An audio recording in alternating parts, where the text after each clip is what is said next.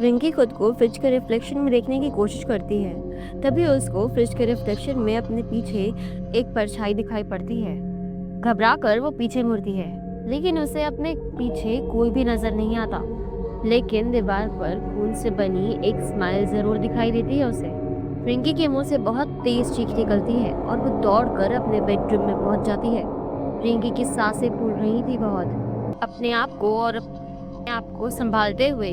जैसे ही वो दीवार की तरफ देखती है, उसे दीवार में से एक अजीब सी शक्ल उभरती हुई दिखती है, जिसके होठों पर वही खौफनाक स्माइल थी। मेरा दिमाग खेल रहा है मेरे साथ, ये सब मेरा वहम है, कुछ नहीं है यहाँ। I think I need injection.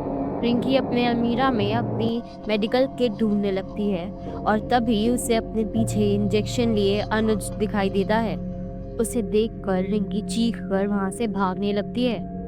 तभी उसके हाथ कुछ देर पहले आई पोस्ट से वो तस्वीर दिख जाती है, जिसे हाथ में लेकर वो अपने घर के बाहर भागती है और गाड़ी लेकर सड़कों पर यहाँ वहाँ चलने लगती है। अचानक उसे कुछ सूझता है और वो गाड़ी अनुज के घर की तरफ मोड़ लेती है।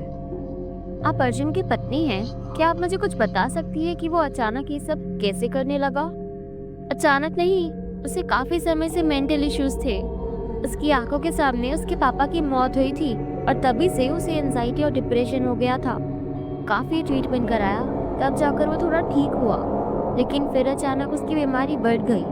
एक्चुअली अर्जुन कॉलेज में प्रोफेसर थे, उसके एक स्टूडेंट ने उसके सामने ही सुसाइड कर लिया था और तभी से उसके साथ फिर से ये सब शुरू हो गया। स्टूडेंट का नाम क्या था? आदित्य ठाकुर।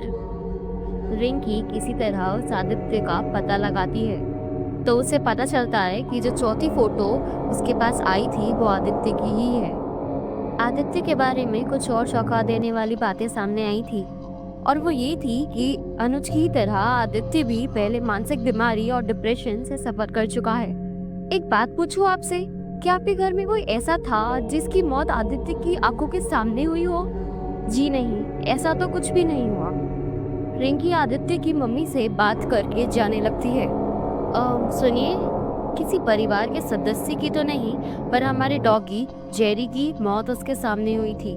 आदित्य जेरी से बहुत प्यार करता था। उसकी मौत के बाद एक हफ्ते तक उसने सही से खाना तक नहीं खाया था।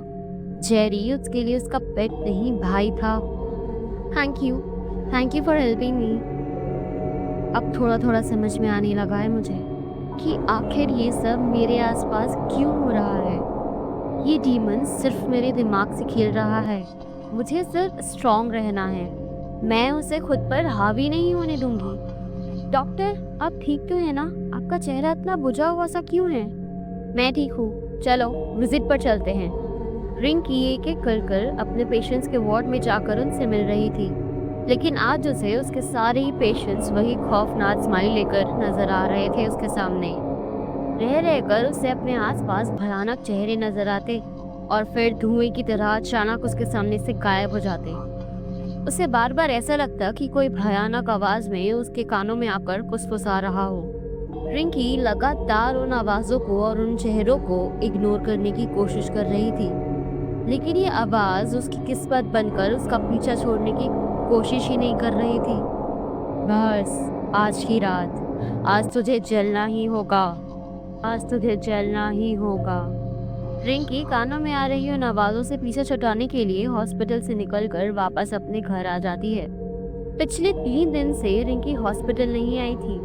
हॉस्पिटल स्टाफ्स रेगुलरली उसका फोन ट्राई कर रहे थे, लेकिन उसकी तरफ से कोई भी रिस्पांस नहीं मिल रहा था। लास्टली उसके कॉलीग्स पुलिस स्टेशन में कॉल करते हैं और उसके फ्लैट पर जाकर ताला तोड़कर घर के अंदर घुस जाते हैं। अंदर का व्यू बहुत ही भयानक था।